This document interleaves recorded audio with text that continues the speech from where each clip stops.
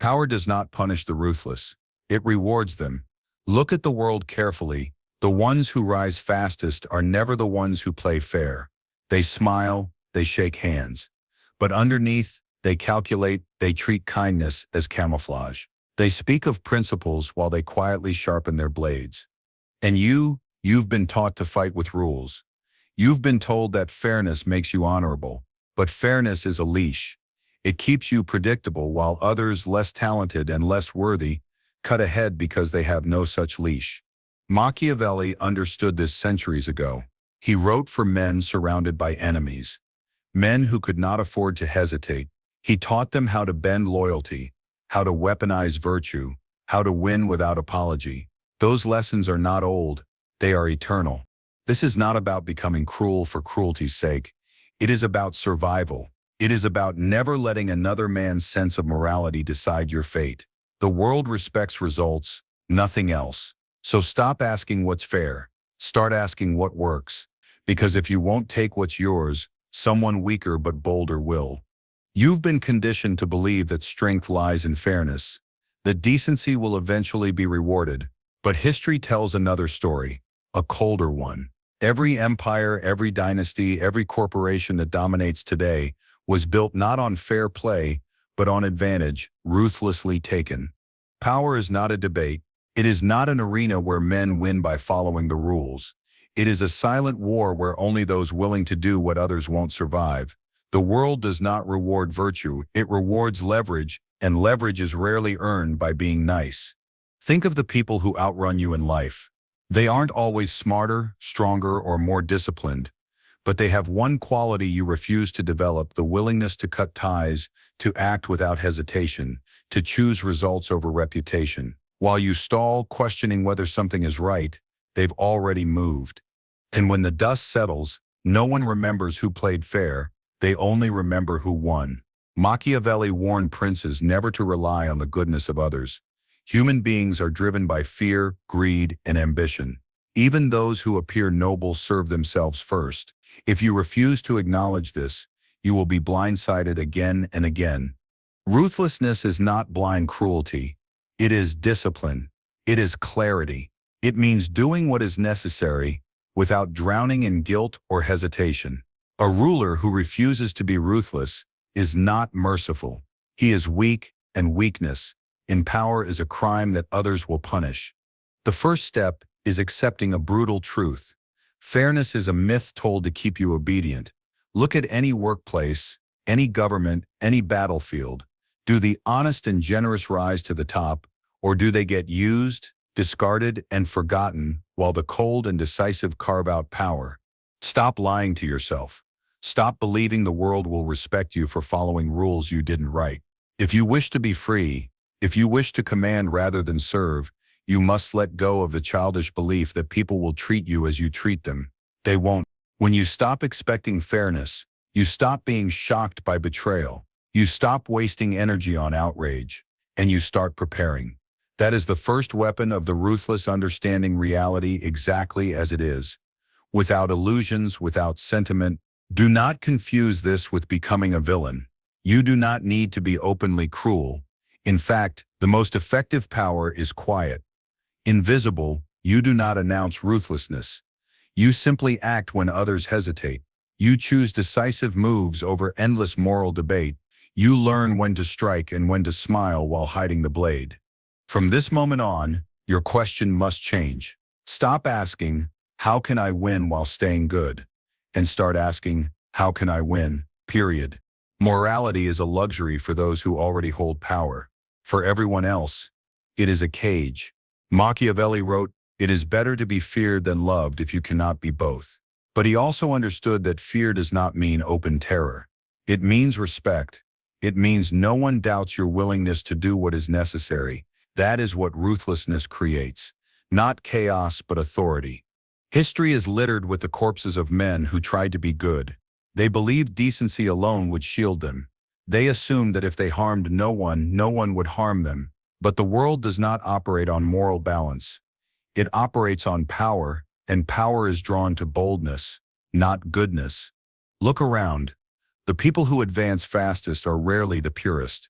They are the ones who move without hesitation, who refuse to ask permission, who act as though they are inevitable. This is the great secret of power. People believe in what appears certain. Even lies become truth when spoken with authority. Even weakness looks like strength when carried with enough confidence. This is why Machiavelli warned leaders never to rely on their reputation for kindness. A reputation for kindness invites predators. They know you will hesitate before you strike back. They know you fear appearing cruel, that hesitation is fatal. The ruthless do not win because they are smarter or stronger. They win because they do not pause. Where you weigh options, they seize opportunities. Where you worry about being liked, they focus only on being obeyed. Consider Caesar Borgia, the man Machiavelli admired most. Borgia's power was not built on fairness. It was built on calculated terror. He eliminated rivals not openly, but with precision. He staged acts of justice so severe that no one dared betray him twice. And yet, to the people, he appeared as a savior. They did not see the knife behind the smile. They only saw that he could deliver results. That is the paradox of ruthlessness. When executed correctly, it doesn't look like ruthlessness at all. It looks like strength. It looks like leadership. People crave order, and they will follow the man who provides it, no matter how many throats he had to cut to achieve it. But boldness alone is not enough. Unfocused aggression burns bright and then burns out. Machiavellian ruthlessness is deliberate. It chooses its targets carefully. It knows when to strike, and just as importantly, when to stop. You are not trying to destroy everyone. You are trying to ensure that no one can destroy you. Ask yourself right now, who benefits from your hesitation? Who moves forward while you remain still, paralyzed by the question, what will people think? Those people are not burdened by such doubts. They understand the game. They are willing to use your conscience as a weapon against you. You can remain their victim, or you can step into the arena on their terms. This does not mean being cruel for cruelty's sake. It means refusing to let outdated notions of fairness prevent you from taking what you deserve. Do not mistake this for arrogance. True ruthlessness is not loud. It does not broadcast its intentions. It moves like a shadow, quiet, precise, unseen, until it's too late. By the time people realize what has happened, you are already beyond their reach. The lesson is clear. Stop performing goodness in the hope of reward. The world does not give points for effort. It follows the man who makes decisions without flinching. Speak with certainty, act with speed, and never apologize for your ambition. When others sense you are willing to do what they will not, they will stop competing with you and start fearing you. Machiavelli understood that it is far safer to be feared than loved. Not because fear is better in itself, but because it keeps your enemies honest. A man who fears you cannot betray you without trembling. A man who merely loves you will turn against you the moment love becomes inconvenient. This is how power consolidates. Not through kindness, but through respect, and respect is born from boldness, not goodness. There is a dangerous illusion in trying to be endlessly fair, endlessly kind, endlessly forgiving. It makes you look noble, yes, but it also makes you predictable, weak, and safe to attack. In the game of power, hesitation is blood in the water, and the sharks will circle. Machiavelli warned that cruelty, when used well, is not a vice but a necessity. The key is not to be savage all the time. It is to be precise. The weak man lashes out blindly, punishing everyone around him in bursts of anger. The powerful man is patient. He waits, watches, and chooses his moment carefully. When he finally acts, his strike is so sharp and absolute that no one dares challenge him again. Strategic cruelty is not endless violence. It is concentrated violence, a single decisive blow that removes the threat permanently. History is full of leaders who failed because they tried to appease enemies instead of destroying them. They spared opponents who later returned stronger. They punished in small doses, creating resentment without fear. They were merciful at the wrong time, and merciless when it was already too late. Mercy is admirable, but only when you are in complete control. Otherwise, it is an invitation to be betrayed. When someone challenges you directly, do not respond with half measures. Do not wound your enemy. Eliminate them. A rival who survives your blow becomes bitter, patient, and determined to see you fall. Far better to end the matter decisively and make an example so strong that others will think twice before daring to test you. The appearance of cold resolve does more to protect you than 1,000 friendly smiles. But cruelty must be intelligent, never emotional. If you punish out of anger, you make mistakes. If you strike out of fear, you reveal weakness. Strategic cruelty is not about rage.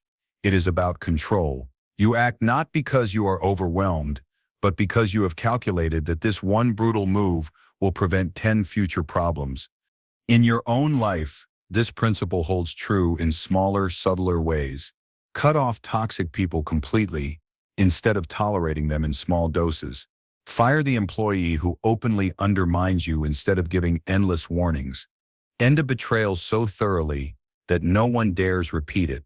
One clean break sends a clearer message than a dozen petty retaliations.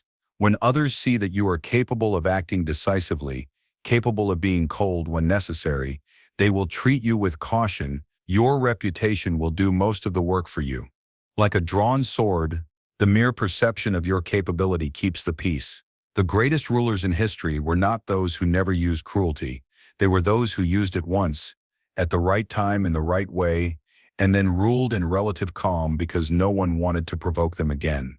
They understood that power demands both a velvet glove and an iron fist, but the fist must be real, not symbolic. The control of perception. In your pursuit of strength, stop trying to win people's approval with endless fairness. The masses do not truly respect those who are always nice. They respect those who are strong enough to enforce their will. Your task is not to be loved. It is to be feared just enough that love becomes optional. Strike rarely. Strike hard.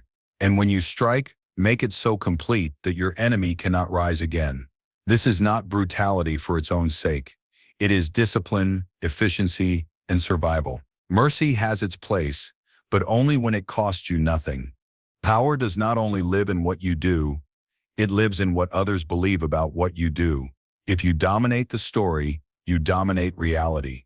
Kings have fallen not because they were weak, but because they let their enemies write the tale of their weakness first.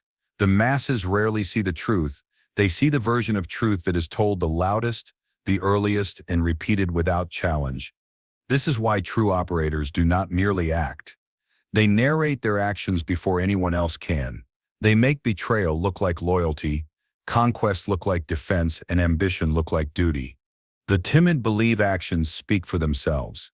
They do not. Actions are mute until words give them meaning. Crush a rival without framing it properly, and you will look like a tyrant. Frame it as necessary justice, and the crowd will cheer while your enemy bleeds out. The Machiavellian use of narrative. Throughout history, rulers have staged their virtues. They paraded generosity while quietly seizing wealth. They preached peace while sharpening their swords. They made power seem natural, even righteous. When power feels inevitable, resistance dies before it begins. A Machiavellian understands that narrative is armor. It shields you while you make moves others would call immoral. Lies are crude weapons. Narratives are elegant.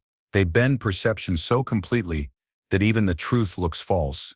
Instead of denying your schemes, drown them in a greater story.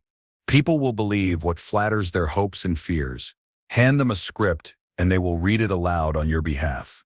This is not done by shouting. It is done by planting the story early, whispering it into the right ears, and letting it spread as if it were born from the crowd itself. The most dangerous narrative is the one that seems to have no author. If they cannot trace it to you, they cannot fight it. Enemies will try to expose you. Let them. If you have shaped a story well enough, their warnings will sound paranoid, even unhinged. Do not crush their accusations with endless counterarguments. Crush them with ridicule and doubt. Turn their truth into a joke, and they will choke on their outrage, turning the game. Do not only control how you are seen, control how your enemies are seen.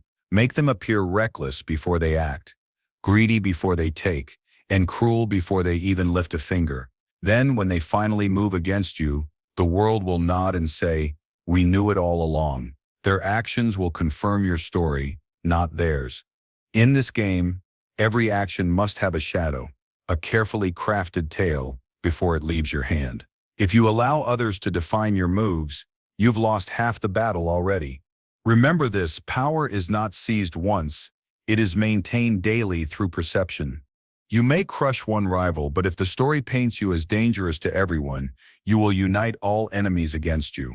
Craft the tale so that your rise looks inevitable, and your enemies look suicidal for resisting. Make them fear the crowd's judgment more than your blade.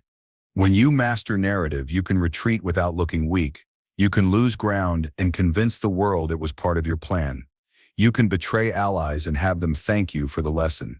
You can do anything as long as you decide what it means before anyone else can. The final rule of power. Power does not belong to the one who makes the move. It belongs to the one who decides what that move costs. Most men scramble to control actions. Who does what, who says what, who goes where. But the truly ruthless control the aftermath. They sit in the shadows, shaping the penalties, rewards, and narratives that follow. When you master consequences, you no longer need to bark orders or demand loyalty. People will fear to cross you because they have learned the cost is unbearable.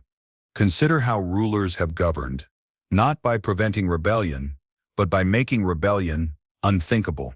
Machiavelli wrote that fear is more reliable than love because fear depends on punishment, and punishment depends on you.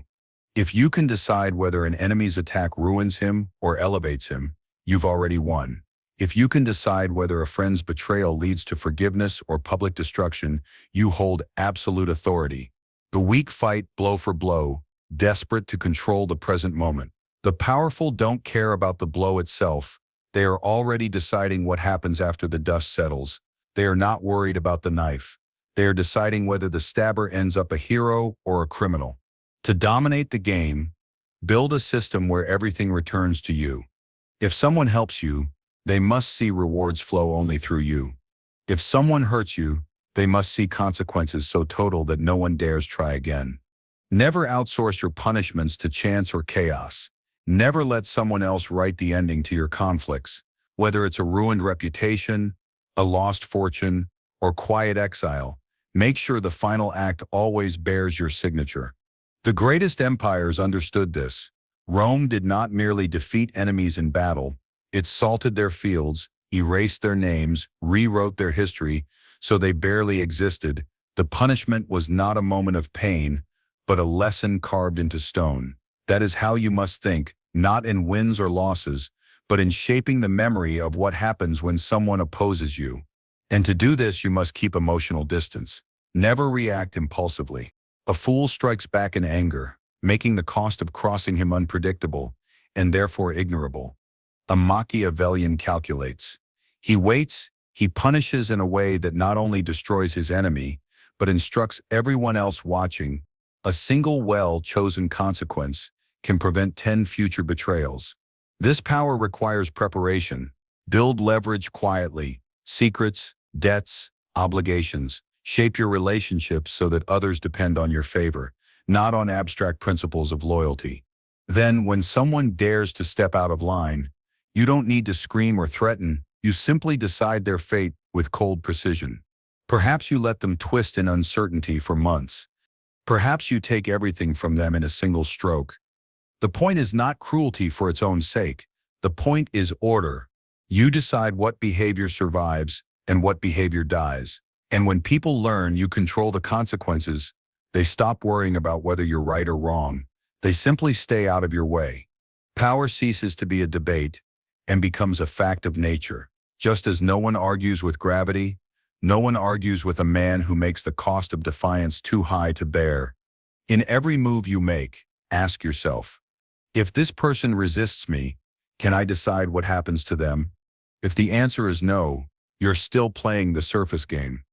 If the answer is yes, you've reached the deep game, the level where Machiavelli's princes ruled without ever needing to raise their voices. Controlling consequences is not about appearing ruthless, it's about quietly ensuring that every road leads back to you, and that only you decide whether that road ends in reward or ruin. If you're ready to stop living like prey, to sharpen your mind, and to become untouchable, then stay with this channel.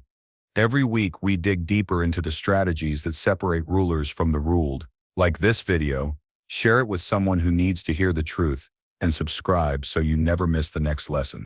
Because the world is not getting softer, and if you don't learn to be ruthless, someone ruthless will learn to control you.